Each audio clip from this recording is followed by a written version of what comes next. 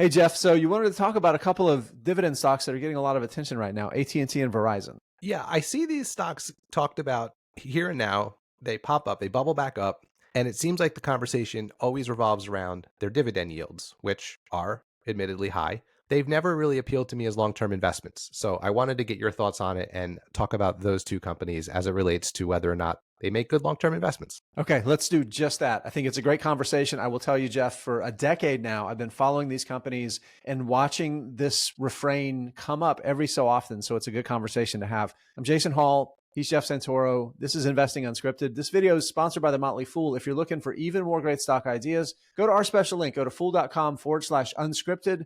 The Motley Fool is going to give you its 10 best stocks to buy right now. Okay, Jeff, I'm going to bring up on the screen here.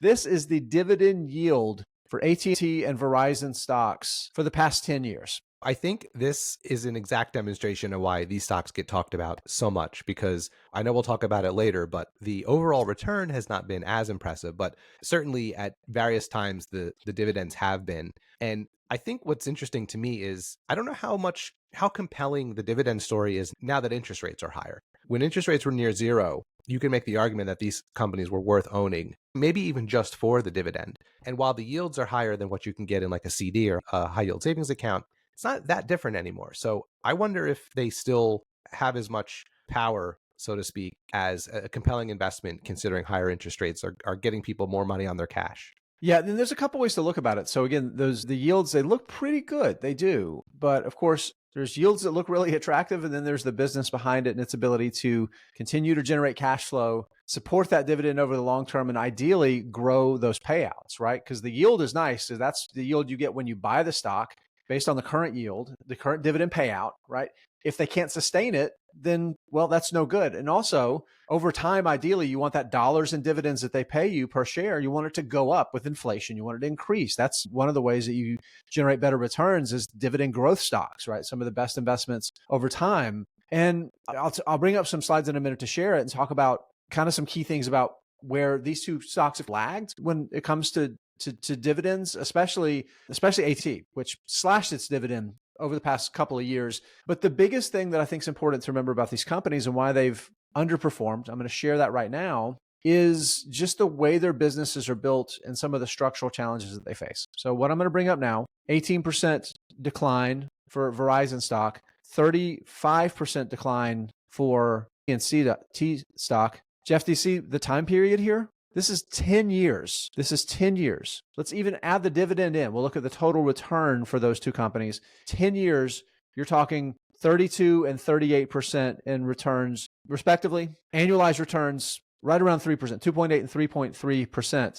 Over that same period of time, the S&P 500 has generated 12% in CAGR. So even if you're looking at these just based on trying to capture that attractive yield that we showed, they have vastly underperformed bonds, stocks, maybe a little better than cash over most of that period, but barely better than cash.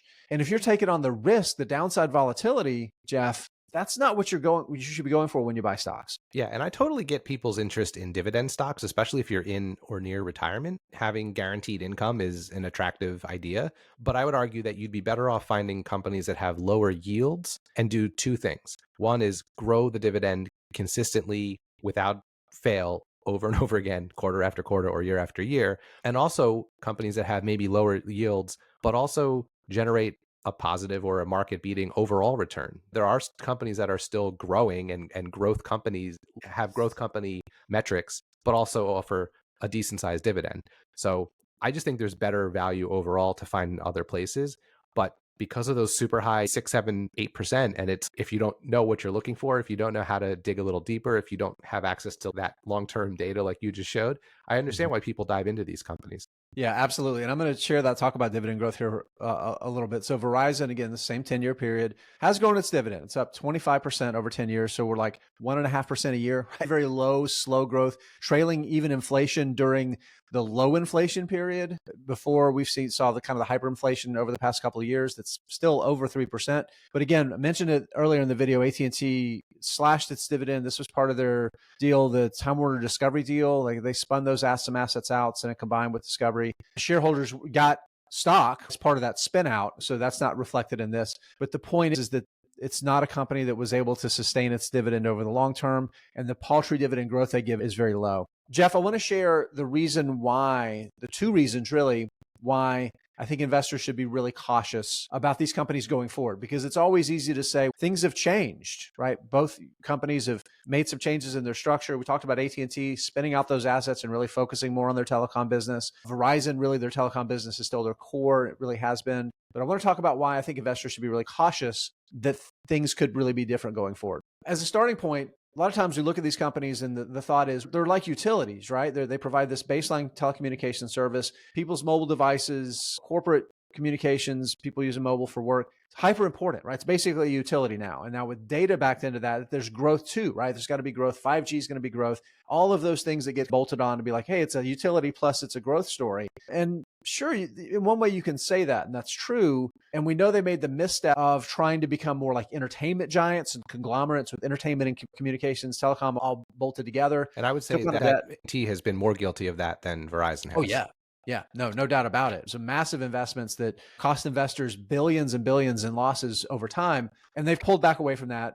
And I want to talk about why I think thinking of these as utilities plus a little bit of growth and tech innovation growth is a terrible idea. And that's because these are not the developers of the innovative technology. These are not the Apples of the world. These are not the Samsungs of the world, right? These are not the companies that are innovating with the technology. They're the companies that have to spend billions of dollars on CapEx to support it. Because if they don't, who will? T-Mobile will. Verizon doesn't. So they have to spend the money to catch up with where the technology is to maintain their customer base. And there will always be CapEx spending with these companies, because as soon as 5G gives way to 6G, which gives way to 7G, every one of those generations is going to be just a constant CapEx spend. And I don't see that slowing down ever. Yeah, I agree wholeheartedly. That is a very real, that is a basic reality of these businesses. So you can't think of them as a tech company with innovative growth bolted onto a utility. The other part of that is not just that they have to spend the money to do it, but they have to fund that money, right? Whether it's out of cash flows, which puts pressure on their operating statement, their ability to grow the dividend over time, or it's taking on debt, right? And the increased debt, higher interest rate environment that we're in, debt costs money, cost of capital is higher. And either way, that has the potential of changing the dynamic of the dividend down the road. Absolutely. That's super important, because it's not just future cash flows that are going to be affected by, it's not just cash flows that are going to be affected by future debt raises as they increase their debt, as they refinance existing debt at higher interest rates. It's going to continue to put pressure. So all of that to say this, Jeff, I think they're really interesting companies. They're super important companies, but I've spent a decade watching people fall for the dividend traps that they have become. And I'm not going to predict they're going to be money losers going forward, but I am going to say, Jeff, as Maya Angelou said, when someone shows you who they are, believe them the first time. And this is like the fifth time that these companies have demonstrated that there's some real functional challenges, some structural challenges with their ability to be these stalwart dividend growth, market beating, investor money making machines. So I think the best thing to do is just continue to look other places to find your market beating investments, your high yield investments that can support their payouts, and don't avoid that same yield trap that a lot of other investors have fallen into.